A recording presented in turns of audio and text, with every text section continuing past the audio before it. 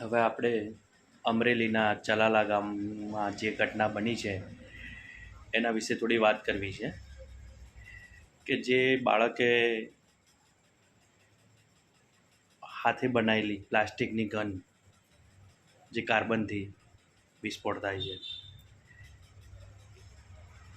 એ જાતે ને જાતે એને ખબર નહોતી કે અંદર કાર્બન છે અને પાણી નાખેલું છે અને નીચે લાઇટર આવે છે જે ગેસ સળગાવવાનું એ નીચે મેકતા જ દબી ગયું અને એની આંખ નુકસાન કરી ગઈ વિસ્ફોટ થતાં જ.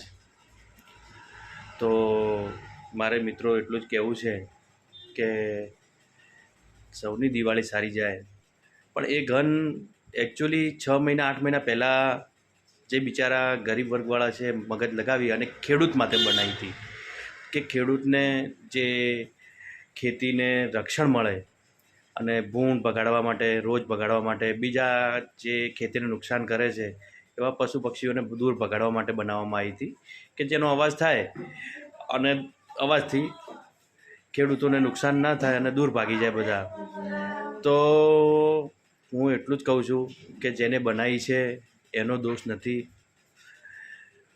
પણ જે મોજ શોખ માટે એને વાપરવા માંડ્યા છે અને એનો ઉપયોગ તહેવારના અંદર કરો, પણ સાવચેતી રાખીને કરો અને બાળકોને તો બિલકુલ ના આપશો. જે અમરેલીમાં બહુ ખરાબ ઘટના બની છે, બાળકની આંખમાં વિસ્ફોટ કરી ગઈ અને ચલાલા ગામમાં જે ઘટના બની બહુ દુઃખદ ઘટના છે. તો બસ દિવાળી પર્વ પર બધાને દિવાળીની શુભેચ્છાઓ અને દાસ સાચવીને દિવાળી મનાવો. Happy Diwali advance. અને ધનતેરસની આજે ધનતેરસ છે તો હેપી ધનતેરસ બધાને.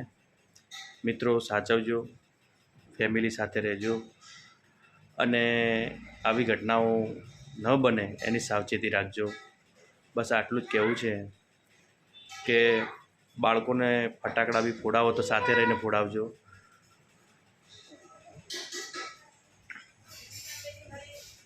જય હિન્દ.